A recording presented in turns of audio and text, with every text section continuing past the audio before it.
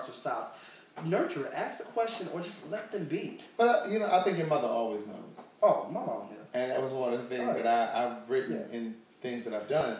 Your mother always knows. Like, with my mom, she absolutely knew. Yeah. But she... Was she supportive? Like, from the gate? Or did she not from the gate.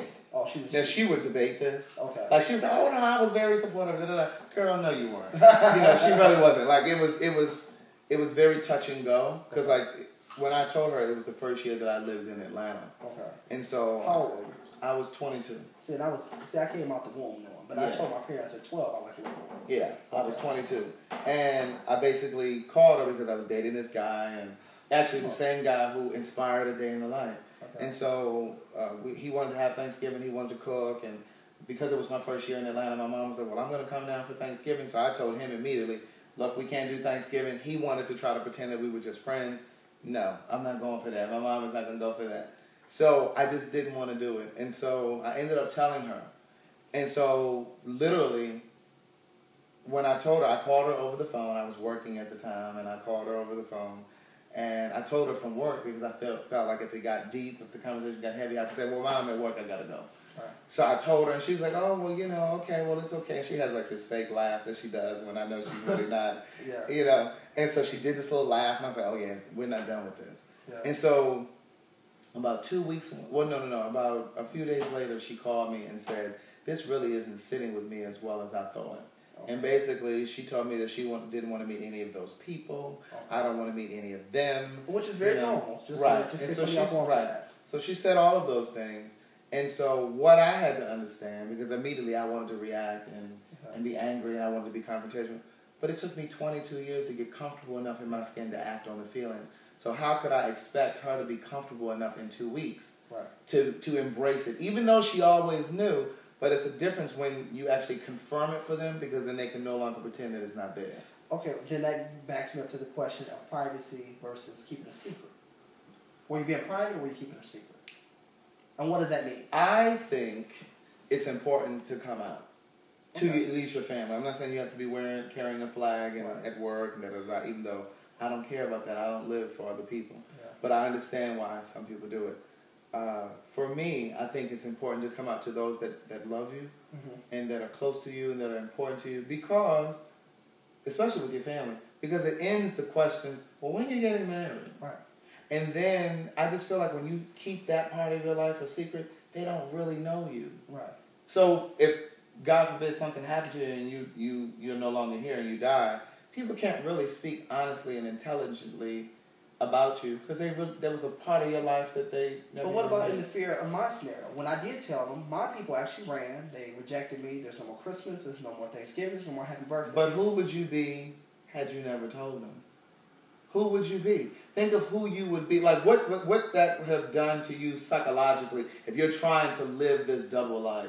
How much of a headache would that be? How much of a burden would that be? How much stress would that be? What would that do to your relationship? Because you're juggling and dodging this question. And I will say, I think I've adjusted to it, but I think what frustrates people is how normal I am with having that non-mother in my life and non-father. And they keep waiting for me to, like, snap or crack. Mm-hmm. And they keep saying, well, how did you do it? Because they can't dream of a life without there. Mm-hmm. And they keep, it's almost like they see me normal, but they keep saying, this Egypt on snap. Right. And mind you, I do have I'm very zero tolerant for BS. Right. So I have a real, when you can cut mom and dad off, I can really, if you act a fool, it's a wrap, But I'm still a great person. Like, I think I overcompensate for the hurt that's been in my life. Absolutely. Yeah. Absolutely. Yeah. I mean, I'm sure that there are definitely things there, that would be sensitive areas for you. Yeah. Because, I mean, everybody wants to have that connection with especially with their parents, even if it wasn't a gay situation, even if you were an adopted person. Yeah. You see all the time, these people want to have that connection with, even though they grew up in a home where they had adopted parents that were supportive and da-da-da-da, but they long for that connection with the people who actually... So do you think I love you is necessary for people that are not kids anymore? I love you? I love you and the support of, like, birthdays, cards. Do you think that's still... Even though you don't get that, what do you think are somebody's option if they don't receive that? From the outside looking in, because you've had a mother, what would you think would be your option? Because I'm talking to you as if you were somebody who was scared to come out. Right, and my mom really never did. And you were close to your mom, and like, what would you think your option would be? You know, I really can't imagine that because my mom and I, we've always been close. Yeah. And I just knew that she knew. Like, I just believe that your mom, they always know. You know. What about those that are coming out of the closet now? They're 50. Their moms are 90. And that's just ridiculous. Their mom is 90. That's just ridiculous. They want her to have peace. Because if you're 50 and you don't have, especially if you don't have children and you're not married and there's no woman in your immediate atmosphere, good night. They know. Now, what about some that are just now divorcing their wives because they're not comfortable with their life, and they're getting in that life, but they still don't want mom to know that because she's now 80 or 90. Should we let her go ahead and go to glory without? I feel like at some point, when are you going to start living for your parents?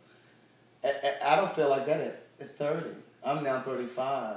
So I can't imagine being 40 or 50 and you still worried about what your parents are going to think? Well, but are we supposed to be empathetic? Where do they go for the understanding? I mean, at some point you have to, that's wasted time. There's so many wasted years of being concerned about what people are going to think. Because the reality is, even if you're not gay, people are going to always have something to say about you. Yeah. So if that's what it is, then so be it. And a friend of mine, her mom said to me, I actually told her mom, I think before I told my own mom, in fact I know I did, and she said to me, you know what, she said she said you haven't changed and you're not going to change, it's the people around you that may change. Yeah. Right, she said, but the people who really love you and care about you, they're going to be the same. So what's the old saying, the people who mind matter, the people who don't matter don't mind? Yeah. Yeah. Whatever it is. Right. Okay. Well, this is the couch, and I'm so glad we had this lot of in-depth kind of get to know one of us. So yeah, we will do the show probably called The Daddies, and we will have. So if you have some teens that want to come on the show and talk about it that are parentally accepted or not, and we'll give us permission to videotape your teen, let us know. I'm Egypt Thompson. Craig Stewart. All right, peace. This is the couch, which will soon become The Daddies. All right, peace.